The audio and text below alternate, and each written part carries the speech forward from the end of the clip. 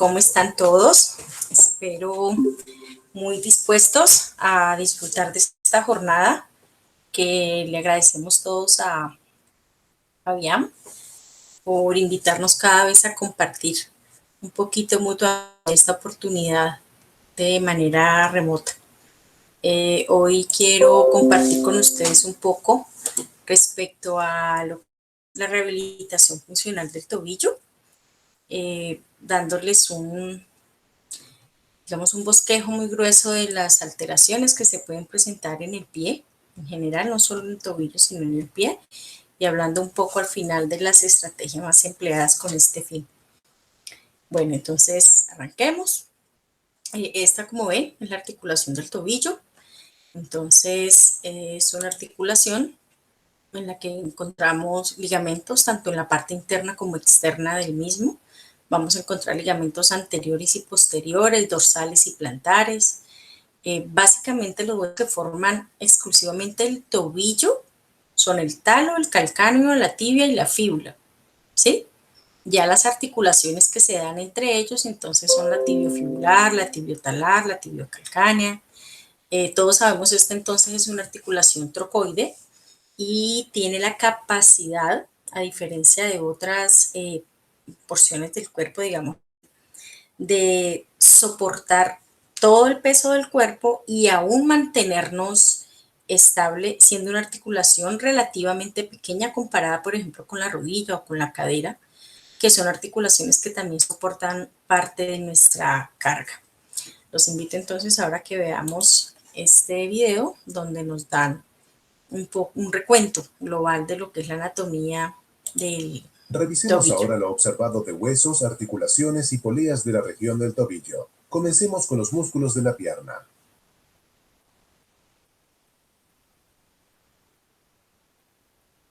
Aquí está la tibia, la fíbula, el maléolo medial, el maléolo lateral, el talus y la articulación del tobillo.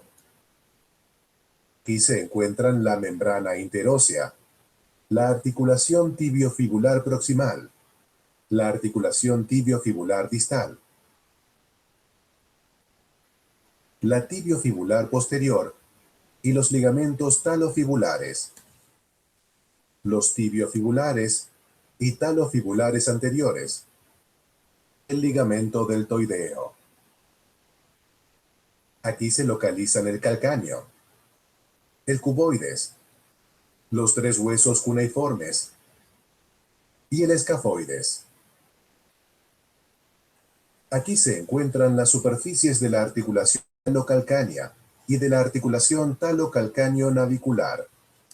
Aquí se encuentran el ligamento calcáneo-navicular, el ligamento calcáneo-fibular y el ligamento talocalcáneo-interóseo. Aquí se encuentran el retináculo de los músculos extensores,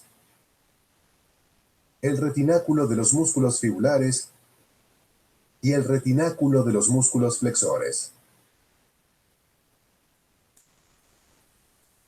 Ok, ahora vamos a visualizar en este video un poco más a fondo la relación entre las articulares de los huesos del tobillo, que son finalmente los que nos van a dar esa congruencia ideal para poder finalmente tener una articulación estable, porque ahí está la clave de funcionar del tobillo, en su estabilidad.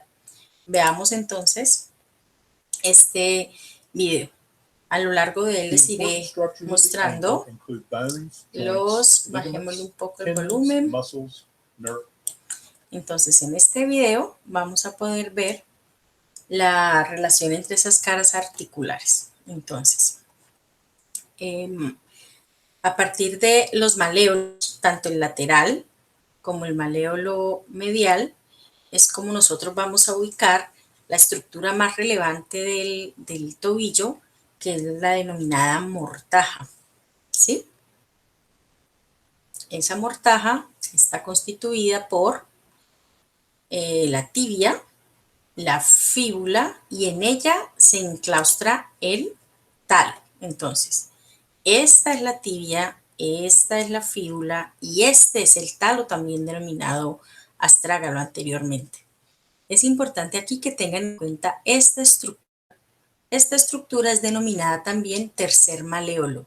Entonces contamos con un maléolo lateral, que es fibular, un maléolo medial, que es tibial, y tenemos entonces aquí un tercer maléolo denominado pilón tibial.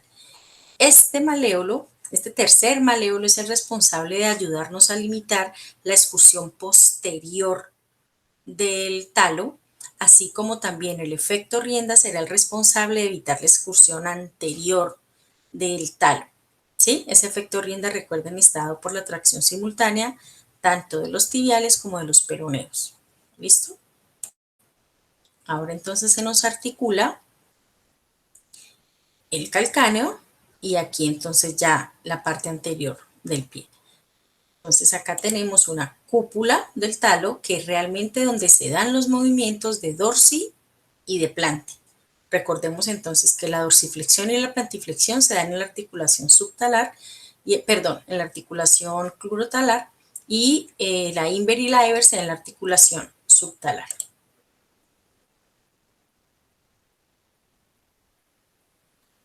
Ok, avancemos un poco. Esta entonces es la denominada mortaja, la tan famosa mortaja.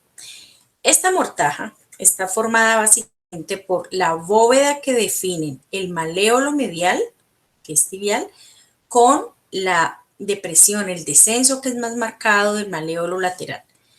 Esta mortaja debe estar intacta para permitir que cuando nosotros hagamos dorsiflexión, la cara más ancha de la porción articular del talo quede engranada, quede como apretada entre estos dos, y por eso al hacer dorsiflexión somos mucho más estables que cuando hacemos plantiflexión, que es cuando esa cara más estrecha queda en medio de los dos, a poder tener la sensación de peloteo, ¿sí?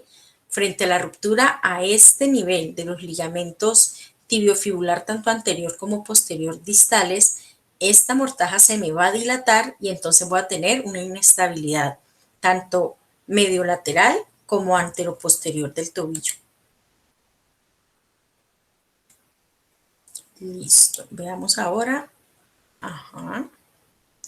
La parte del cartílago articular. Quiero que me voy a devolver un poquito para que revisen bien, para que observen bien la relación entre los diferentes cartílagos a nivel del tobillo. Este que estamos viendo, este, sería el cartílago entre la tibia y la fíbula. Los cartílagos articulares. Esto es tibia y esto será fíbula. Este es el cartílago de la cúpula del talo, ¿sí? De la parte más alta del talo. Esta será la parte cartilaginosa de la cabeza del talo, que es la que se me va a articular acá adelante con el navicular.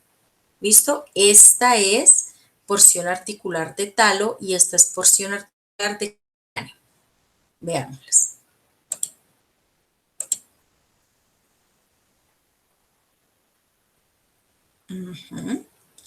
Ahora vamos a observar los componentes ligamentosos de esta articulación que son tan importantes. Recuerden que la distribución ligamentosa, tanto medial como lateralmente, es muy similar.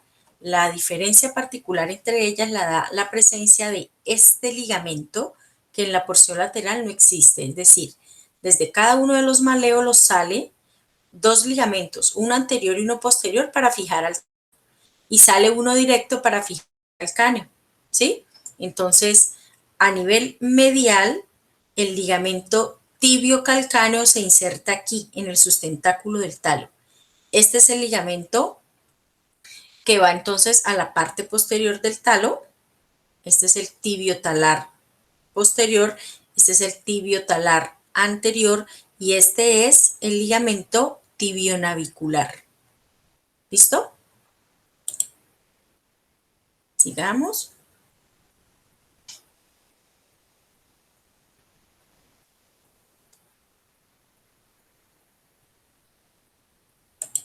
Bueno, avancemos un poco, para que podamos ver estos ligamentos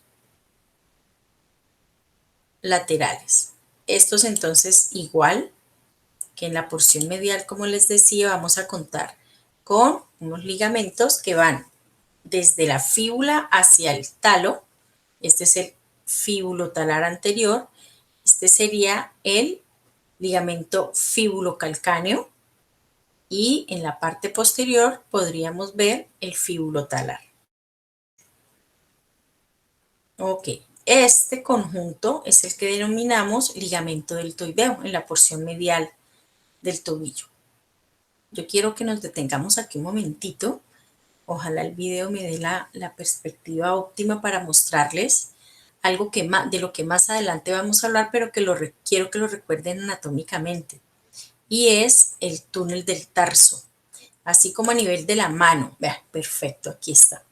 Así como a nivel de la mano tenemos un recorrido del nervio mediano que al ser comprimido toma el nombre cuadro clínico de síndrome de túnel del tarso, pues en el también tenemos un túnel del tarso. Ese túnel del tarso se da por la compresión del nervio tibial posterior y es uno de los, digamos, criterios que debemos tener en cuenta para hacer diagnóstico diferencial con la fascitis plantar, ya que en muchos aspectos empiezan a ser confuso el diagnóstico del uno versus el otro y es importante tener en cuenta ese cuadro clínico. Estos son ligamentos entre la fíbula y la tibia en la porción distal anterior, este distal posterior, y también tenemos ligamentos interóseos, que son reforzamientos de la membrana interósea. Recuerden que esa membrana interósea tiene unas fibras que van dirigidas hacia abajo y hacia afuera, en concordancia con el hecho de que la fíbula es nos oferta el malévolo más largo, más inferior. ¿Listo? Y finalmente acá podemos observar el gesto de tracción del tendón de Aquiles. ¿Listo? Para que nos rinda el tiempo, porque sé que estamos cortitos de tiempo, vamos a avanzar entonces a estas otras partes. Entonces, ¿qué es importante tener en cuenta en el pie? Resulta que nuestro pie es una estructura que finalmente es los cimientos de nuestra mecánica corporal. Una vez nosotros tengamos unos pies muy bien alineados, entonces la posibilidad de que toda nuestra estructura esté bien equilibrada es mayor que si de pronto estos arcos del pie llegan a estar alterados. Los arcos normales en los pies son medialmente más alto, lateralmente un poco más bajo, y estos son arco longitudinal medial más alto, arco longitudinal medial un poco más, lateral un poco más bajo, pero el arco transverso, que es este, que es el que está formado por las cabezas de los metatarsianos, está, si bien es cierto, es un arco alto. ¿Qué tan alto va a estar este arco? Depende, entre otras cosas, de qué calzado tenemos, ¿sí? Y además de la fuerza de los interóseos, porque los músculos interóseos y los músculos lumbricales son los responsables de mantener este arco alto. Por el contrario, son los peroneos los que me mantienen el arco longitudinal lateral. Y es específicamente el músculo tibial posterior más que el anterior. Es el tibial posterior el responsable de levantarme el arco longitudinal medial. Lo que sucede es que, si recordamos, en la membrana interósea se me inserta el tibial posterior por detrás, el tibial anterior por delante, con unas expansiones, y el equilibrio entre esas dos inserciones pues va a facilitar que ese tibial posterior esté muy firme para poder traccionar y ayudarme a levantar este arco y así ayudar a tener una fascia más relajada, una fascia plantar, y que no esté tan tensa por el colapso de ese arco, ¿sí? Entonces, así como debemos tener en cuenta los arcos del pie, también debemos tener en cuenta los tipos de pie, porque efectivamente una persona que tenga un pie normal no va a hacer los mismos puntos de apoyo y no va a tener la misma resistencia que una persona que tenga un pie pronado o que tenga un pie supinado. Y recordemos que pronado es el conjunto de posiciones entre retropié, medio pie y antepié, ¿sí? Cuando tenemos simplemente un pie plano, como este de abajo, no necesariamente ese pie plano va a estar pronado. Cuando el pie plano se convierte en pronado, entonces cuando también hay alteración y hay una desviación lateral del antepié y hay un retropié en Ever. Ahí podemos decir que ese pie está pronado. Pero si sencillamente es una disminución del arco medial sin que se estén dando estas otras complicaciones, eso es un pie plano, ¿sí? Al igual que cuando hablamos de un pie cabo ya tiene la alteración de ambos arcos, tanto el medial como el lateral, cosa que no ocurre en un pie supinado, porque en el pie supinado lo que tengo es un arco longitudinal medial muy alto, pero el lateral no está elevado, ¿sí? Esa es la diferencia entre el pie cabo y el pie supinado, la altura del arco longitudinal lateral. Veamos entonces los ligamentos que soportan al arco longitudinal, a los arcos del pie, los ligamentos que los soportan.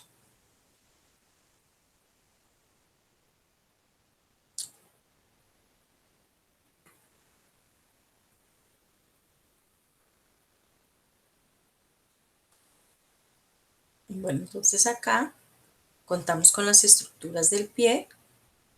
Este es el tendón de Aquiles, que como ven se inserta en esa parte posterior del cráneo. Y estos son los ligamentos del dorso del pie que están relacionados con cada una de las estructuras óseas, ¿sí? Estas son las bases de los metatarsianos y en el dorso del pie vamos a encontrar las mismas estructuras ligamentosas que en la planta del pie. Finalmente, el principio mecánico que rige esos ligamentos es que cada uno de los huesos que toca a otro hueso le manda una expansión ligamentosa. Esto que están viendo aquí es entonces el origen del ligamento plantar, un ligamento que también le da soporte al origen de la fascia plantar.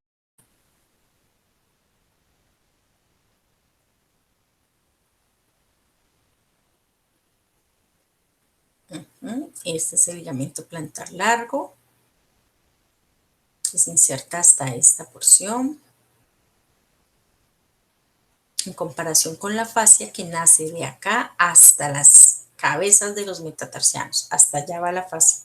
Y al tensarse, al acortarse, me eleva el arco y de ahí aparece la tensión marcada en las personas que tienen fascitis plantar.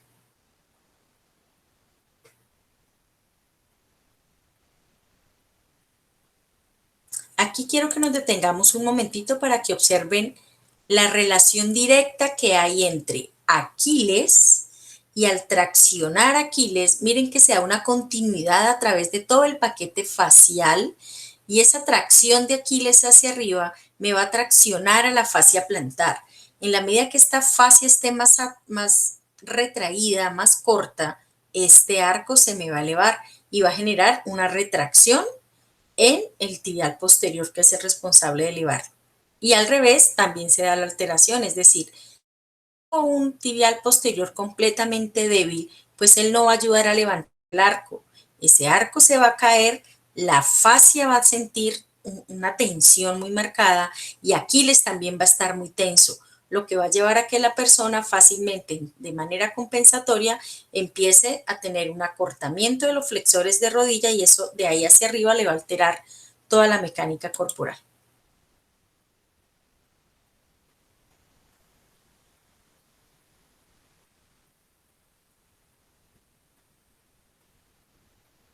Ok, entonces ya vimos esa parte ligamentosa. Vamos a avanzar ahora para los otros aspectos. Entonces, también debemos considerar el tipo de pie. ¿Por qué me importa el tipo de pie más allá de lo cosmético?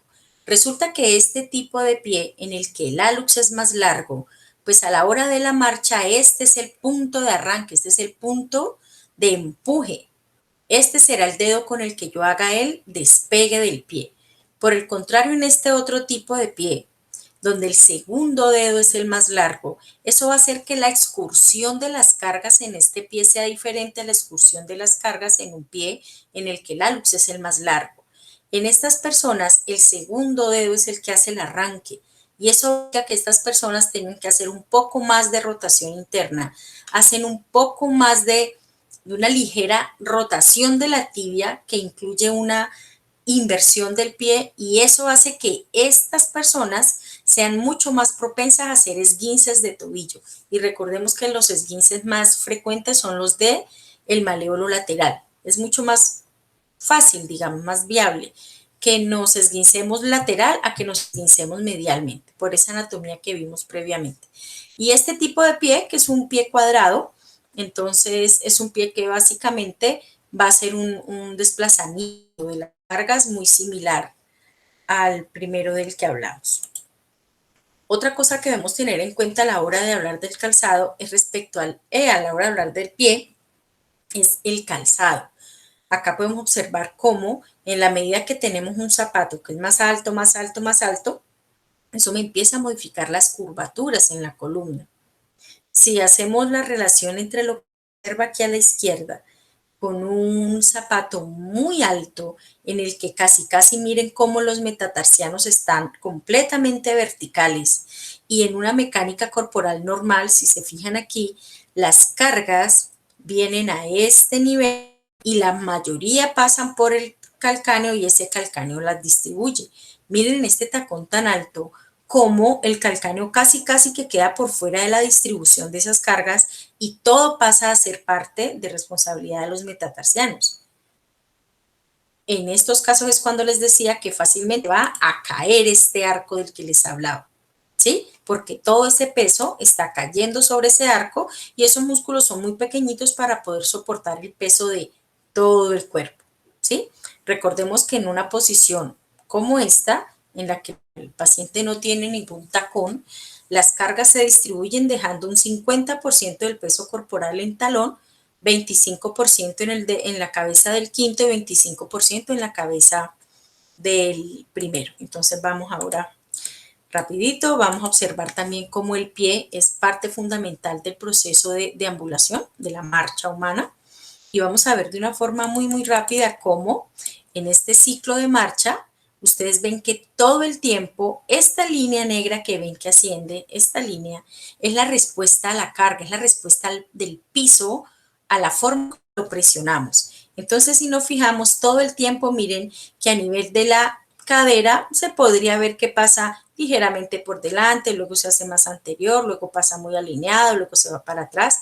Pero si se fijan en el tobillo, a nivel del pie, eso se mueve, digamos, esa respuesta se mueve dependiendo de dónde estoy haciendo el punto de carga. Entonces, veámoslo aquí. Cuando yo estoy en el primer contacto, que es este, apenas yo hago este primer contacto, miren cómo el deslizamiento en esta porción, cuando yo estoy aquí, solo estoy apoyando talón. ¿Hacia dónde se me va la carga posteriormente? Hacia esta porción del pie, que es este equivalente. Luego esta alineación que me dice, la carga se está yendo hacia acá. Y finalmente termina en el hallux. ¿Por qué en el hallux? Ah, porque el hallux, en este dibujito que estamos viendo, miren que esta persona tiene el hallux más largo. Si hubiese tenido este segundo dedo más largo, entonces el recorrido de la carga hubiera incluido ese segundo dedo.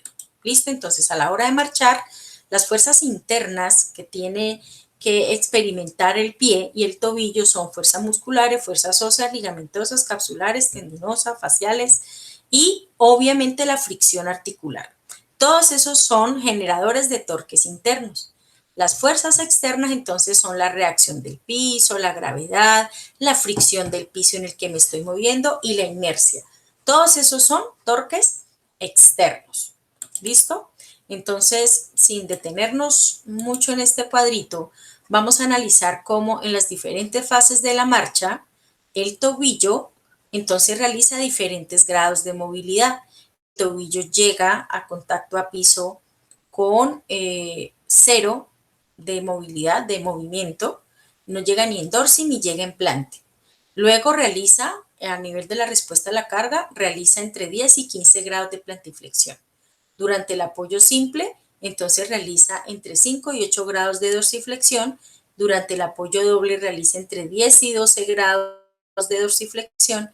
Luego en el prebalanceo, evitando que los dedos se lastimen contra el piso, hace 20 grados de planti y en el balanceo, en la fase de balanceo, que son 3, entonces el pie inicialmente en ese balanceo está en 10, 5 grados de planti, luego llega a neutro en el balanceo medio, se sostiene en neutro hasta apoyo doble en ese contacto inicial donde sigue en neutro y se reinicia el ciclo.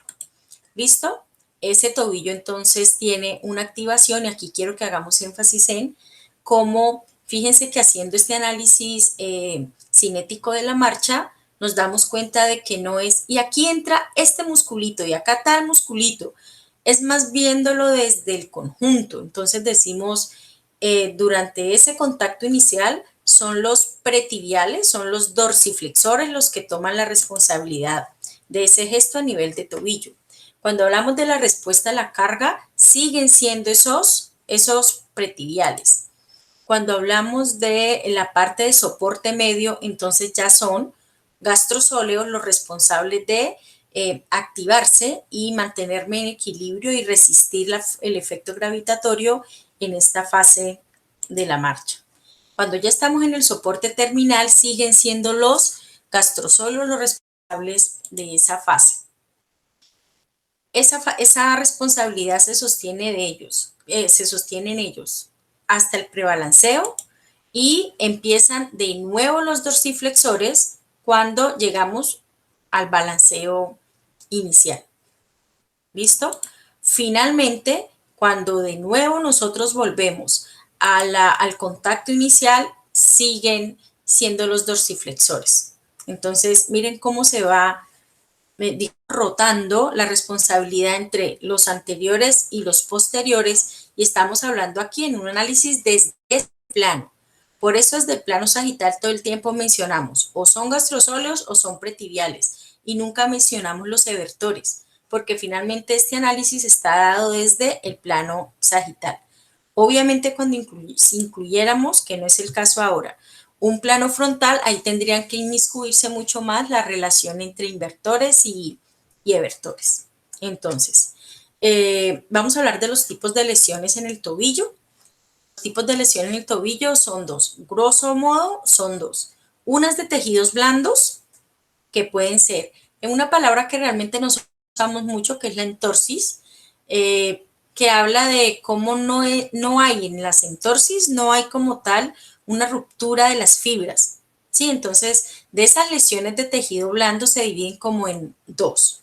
Unas en las que no hay ruptura de fibras, sí hay una, digamos, agresión a los tejidos, pero de muy baja intensidad, y la cápsula puede estar perfectamente en condiciones estables sin que se haya lesionado. A diferencia de lo que ocurre cuando hablamos de un esguince. Ya los esguinces, que son otra forma de lesión de los tejidos blandos, entonces eso sí, pueden llegar a generar incluso variables de la condición de la cápsula y de todo el aparato ligamentoso de esta articulación. Este es digamos, una equimosis característica de un esguince grado 1.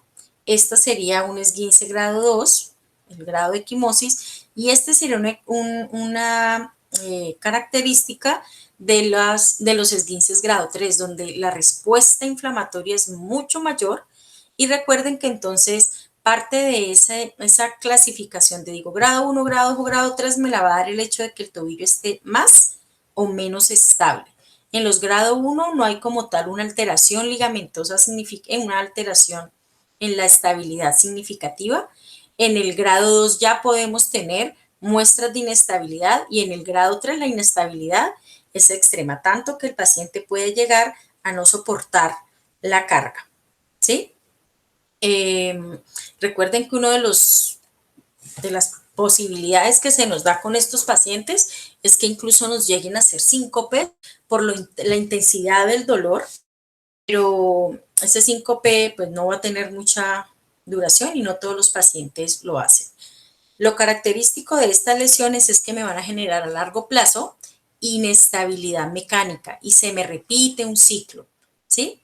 Entonces, yo hago una lesión ligamentosa, capsuloligamentosa, que me va a generar un déficit propioceptivo, eso me va a generar alteración del control neuromuscular, esa alteración me lleva a una inestabilidad funcional que hace que nuevamente yo me lesione y esa nueva lesión vuelve y me genera inestabilidad mecánica y ahí yo quedo inmersa en un círculo vicioso. La articulación del tobillo es de estas articulaciones que una vez han sido lesionadas se debe hacer mucho énfasis en la rehabilitación porque fácilmente queda siendo recidivas de esa lesión inicial. ¿Sí? Los signos y síntomas característicos de las lesiones de tobillo es que aun cuando el examen radiográfico no me diga que sí hay una lesión, recuerden que cuando un paciente sufre un trauma y consulta al médico, el médico sí le va a ordenar una radiografía, pero no lo va a hacer para ver el esguince en la radiografía. Él manda la radiografía para descartar el hecho de que no haya luxación o subluxación o una fractura. Lo que diría, si no hay luxación, si no hay subluxación, si no hay fractura, hay dolor y hay inestabilidad, entonces eso es una lesión ligamentosa, ¿sí? Aunque tengamos en cuenta que de inmediato a la lesión, las pruebas que me hagan me van a dar falsos positivos. Es importante tener en cuenta que en esos 5 primeros días es de clave manejo la inflamación sin necesariamente recurrir a antiinflamatorios. Cuando le damos al cuerpo antiinflamatorios, lo que estamos haciendo es frenar la respuesta de defensa, el que no me lleguen los elementos necesarios para que el tejido se empiece a reparar. No necesitamos antiinflamatorios, lo que necesitamos es controlar la inflamación a través de lo que ya todos sabemos, elevar la extremidad, y ese elevar la extremidad a veces va a hacer que la equimosis aparezca hacia arriba. ¿Por qué? Por el efecto gravitatorio. Pero entonces vamos a manejarlo con frío, compresión, elevación y reposo, es decir, que ese segmento no soporte carga. Entonces los signos y síntomas más frecuentes van a ser el dolor, y como les había dicho, pues el paciente puede hacer síncopes, puede llegar a hacerme lipotimia, en fin. Vamos a evidenciar que hay un aumento del volumen, pero ya dijimos cómo lo podemos controlar. Puede haber equimosis, y como les dije, esa equimosis puede verse como de forma ascendente si es que ha mantenido la pierna elevada. Y a la palpación, entonces, este paciente me va a manifestar dolor. No vamos a intentar hacer pruebas como tal porque, como les decía, nos van a dar falsos positivos o incluso falsos negativos porque el componente muscular lo fija y no me deja evidenciar la inestabilidad que tiene. La inestabilidad va a ser gran parte del medidor de si tengo un esguince grado 1, grado 2 o grado 3. ¿Listo? Entonces, ningún profesional, no solo los traumatólogos, ningún profesional debe arriesgarse a determinar una lesión sin como tal tener un soporte radiográfico. En ese orden de ideas, entonces las radiografías de tobillo más indicadas son la anteroposterior, la lateral, e idealmente una en la que el pie esté rotado unos 15, 20 grados. Porque con esto entonces vamos a poder evidenciar la relación que hay entre estas del pie que no se alcanzan a evidenciar en las otras vistas, ¿sí? Hay un protocolo acá en Colombia cuando una persona sufre lesión de un tobillo, las radiografías que normalmente ordenan son las AP y las laterales. Hay un protocolo que se llama protocolo de Ottawa que incluye otras orientaciones que, por ejemplo, se dan en la que al paciente se le coloca su pie en una inversión con plantiflexión y el rayo entra a 45 grados. Esa es una muy buena posición para poder leer la relación entre la tibia, la fíbula y el talo, para verificar si hay alteraciones de la mortaja. ¿Listo? Otra forma de clasificar las fracturas son estas, de Lugen-Hansen, la de Wills-Adams y la de Willinger-Weber. Todas ellas tienen en consideración diferentes cosas. Las unas, qué tanto daño anatómico hay, las otras miden entonces cómo fue el mecanismo de lesión, y la última, que es como la más simple, se basa básicamente en las características del maléolo lateral, es decir, cómo fue la fractura a nivel del maléolo lateral. ¿Listo? Aquí podemos ver en esta gráfica una muestra de tipo de fracturas.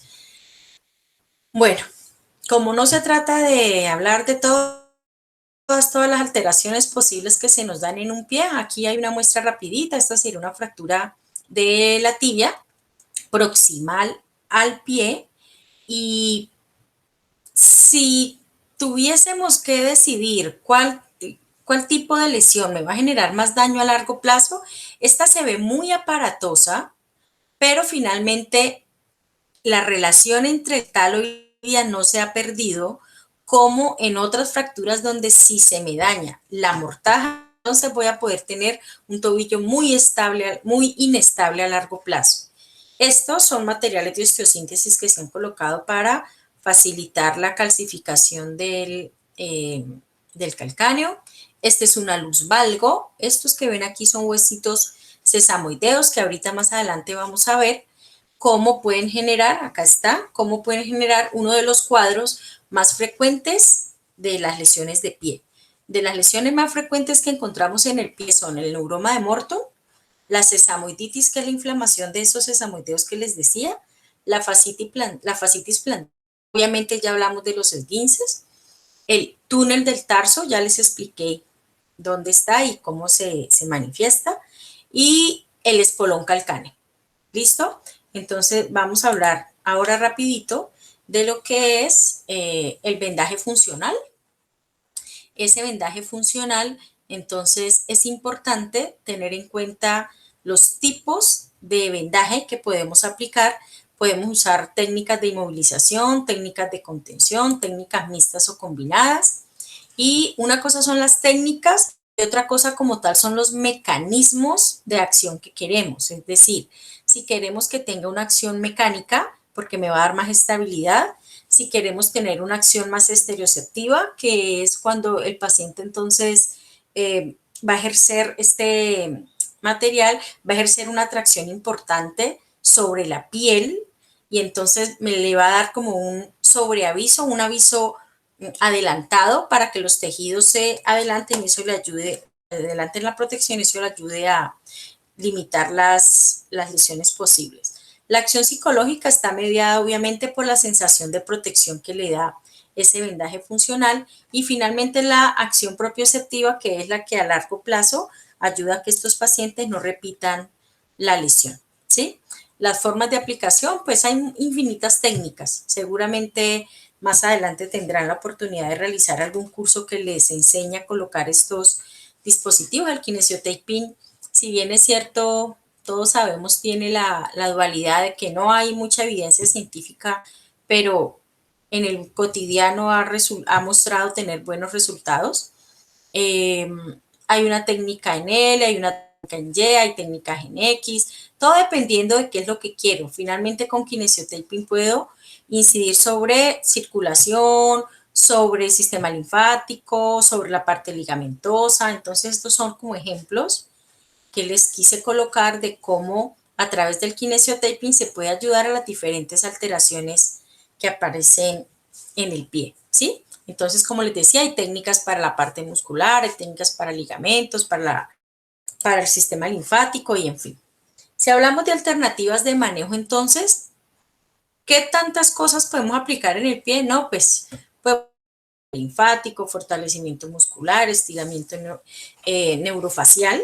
Es muy importante hacer estiramientos neurofaciales, no quedarnos con estiramientos musculares, sino incluir ese componente tanto nervioso como facial. Hacer liberaciones miofaciales. Las ondas de choque, tanto radiales como focales, son claves en el manejo de la fascitis plantar. Más allá del manejo de los esguinces, está el hecho de manejar la fascitis plantar y aún el espolón calcáneo a través de ondas de choque. Han mostrado, la evidencia muestra tener muy buenos resultados. Las movilizaciones articulares también hacen parte del equipo de herramientas que tenemos para manejar estas alteraciones en pie y la propiocepción. Y ahí sí, en ese me quise detener un momentito y ahorita les hablo rapidito de eso porque obviamente, como en cualquier articulación, un tobillo debe ser fuerte, sí, claro, entonces necesita fuerza, necesita elasticidad, necesita flexibilidad, pero necesitamos tener una muy buena propiocepción porque finalmente el tobillo es el primer contacto a piso que es el que nos va a desencadenar toda la respuesta neuromotora del cuerpo. Entonces es muy importante que la rehabilitación de todas estas patologías que mencionamos en el pie y todas aquellas que lleguen a afectarlo, el resultado final tiene que redundar en que mi paciente tenga una impecable propiocepción. Otras ayudas que podemos usar son las ayudas farmacológicas, las férulas de uso nocturno. ¿sí? El ultrasonido, bueno, vamos a hacer estiramiento, el aplicar de frío o en algunos casos calor. La acupuntura es un medio más que se puede llegar a utilizar. Las infiltraciones, pero no hacen parte de nuestro quehacer, sino más de la rama ortopédica y el vendaje funcional que ya hablamos. ¿Listo? Así sería como esas serían como unas herramientas para usar, pero recordemos que lo más importante es prevenir. Y la forma ideal de prevenir gran parte de esas alteraciones es evitar el sobrepeso, la inestabilidad crónica, porque una vez recuerden un tobillo se lesiona y si no se hace un buen manejo, pues eso ya se va a hacer crónico. Educar a mis pacientes y a la población en general respecto al tipo de calzado que utiliza, que también son generadores de estas alteraciones tipo neuroma de Morton, tipo alteración de los arcos, tipo fascitis plantar y todo eso. Y la hipomovilidad, y pues ahora con pandemia y todo a bordo, donde nos hacemos más sedentarios, pues realmente nuestros tobillos se hacen más inestables por esas alteraciones propioceptivas, por la falta de movilidad y la falta de ejercicio, y entonces se nos puede convertir también esto en un detonante de las vías. Elementos con los que se puede manejar, trabajar propiocepción, hay muchísimos. Lo ideal en la rehabilitación del tobillo es que sea de una forma muy dinámica. Estas posiciones de entonces me acuesto, me quedo quietecito y solo hago eversión, hago planti, hago dorsi, pues sí, hay algunas ocasiones en las que son útiles de acuerdo al cuadro clínico del paciente, a su condición física, pero lo ideal en la rehabilitación de un tobillo es que sea de una forma muy dinámica, que se trabaje precisamente a través de mucha pleometría, trabajar mucho esa propiocepción. Entonces hay equipos como este T-Bow, están los Bosu, que igual los puedo poner de esta manera, de esta otra manera, están los muchos balancines que hay, multidireccionales, bidireccionales, unidireccionales, hay muchísimos balancines y no dejemos por fuera el agua, ¿no? En la gran mayoría de nuestros pacientes iniciar un trabajo en agua le facilita ir ganando un poco de confianza para al final del proceso poder hacer exigencias más altas sin que tenga el temor a lesionarse. Y quería hablarles un poco entonces de lo que seguramente ya varios conozcan, pero dar unos puntos específicos respecto a el manejo con la pliometría, el manejo de esos tobillos a través de la pliometría. La pliometría es finalmente un conjunto de actividades que yo hago que van a redundar en que el paciente me gane fuerza, pero simultáneamente me gane estabilidad porque son movimientos rápidos y muy potentes y por eso no todos los pacientes pueden empezar su rehabilitación con pliometría. Él podrá llegar a hacer pliometría cuando él me muestra que tiene unas condiciones en las que ya tanto su tobillo como su miembro inferior y todas sus condiciones generales cumplen con unos requisitos mínimos, ¿sí? Antes de iniciar ese programa, entonces, pliometría, le vamos a hacer una valoración al paciente que incluya una evaluación biomecánica, un test de estabilidad, tanto estática como dinámica, un test de movilidad dinámica en la que yo voy a evaluar a ambas piernas, tanto a la afectada como a la no afectada. Las evalúo de la misma manera y la una me sirve de referente de la otra.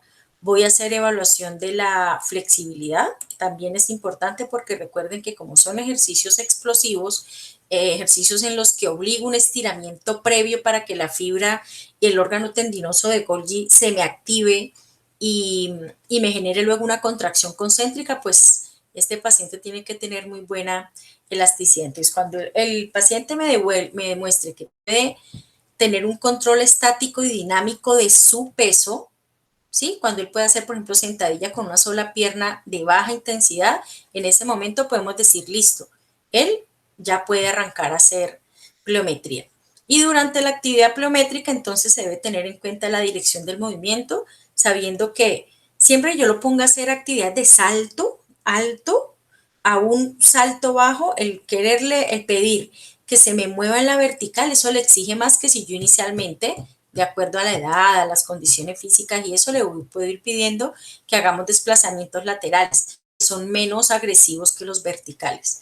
Debo tener en cuenta el peso del atleta, la velocidad de la ejecución de los ejercicios, la carga externa también es importante, debo tener en cuenta la intensidad de esa práctica que le coloco, porque en la medida que yo vaya controlando el tipo de ejercicios que él realiza, poco a poco puedo ir viendo si me lo puedo hacer con las dos piernas, con una pierna, y esa intensidad se va modificando de acuerdo a sus condiciones.